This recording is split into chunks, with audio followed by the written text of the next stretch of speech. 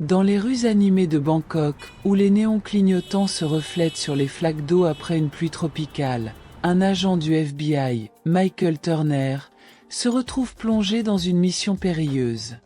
Accompagné de son partenaire et mentor, Conrad, il traque un criminel international notoire, Draco, un homme dont le nom inspire la terreur dans toute l'Asie du Sud-Est.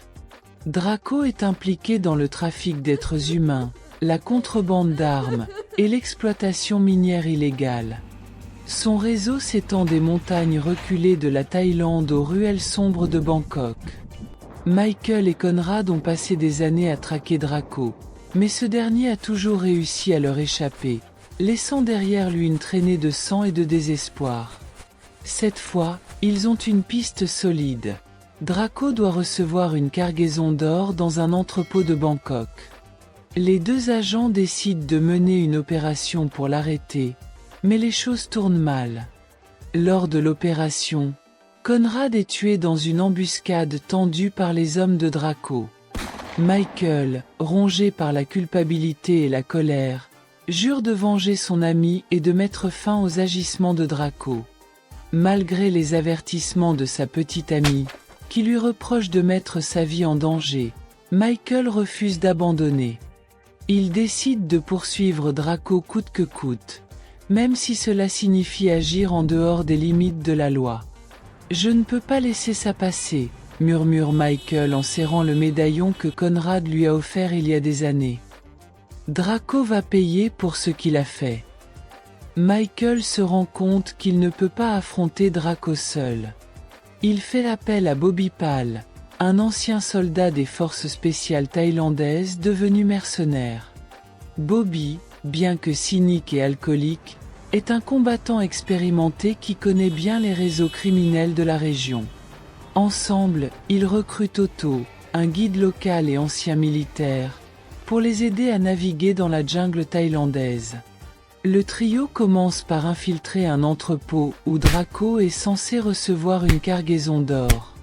Mais l'opération tourne mal. Les hommes de Draco tendent une embuscade à Michael et Bobby, les forçant à fuir. Malgré cet échec, Michael refuse de renoncer. Il est déterminé à trouver Draco, même si cela signifie plonger dans les profondeurs les plus sombres de la jungle. Leur quête les mène dans un village reculé, rempli de réfugiés victimes des activités criminelles de Draco. Parmi eux se trouve Mia, un survivant du camp de Draco, qui connaît l'emplacement exact du repère du criminel. Mia révèle que Draco exploite des mines illégales dans les montagnes, utilisant des esclaves pour extraire de l'or et d'autres minerais.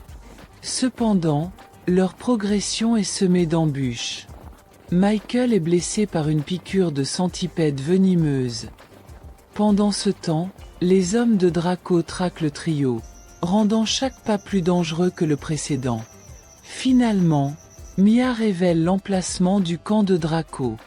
Le groupe se prépare pour l'assaut final, sachant qu'ils sont largement en infériorité numérique. Bobby, Michael et Otto élaborent un plan. Distraire les gardes pendant qu'Otto libère les esclaves retenus dans le camp. Mais les choses ne se passent pas comme prévu. L'assaut sur le camp de Draco est chaotique et violent. Michael et Bobby affrontent les gardes de Draco, tandis qu'Otto tente de libérer les esclaves. Cependant, Draco capture YQI, une jeune femme du village, et l'utilise comme otage pour forcer Michael à se rendre.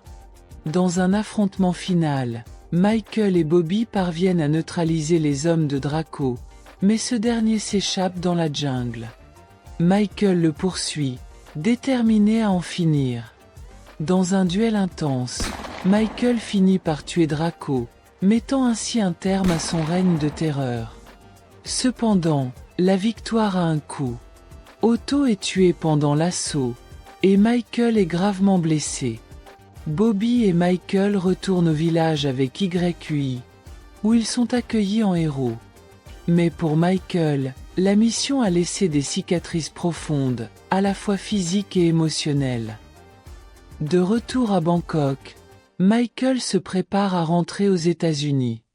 Bobby, quant à lui, reste en Thaïlande, déterminé à continuer son combat contre le crime organisé.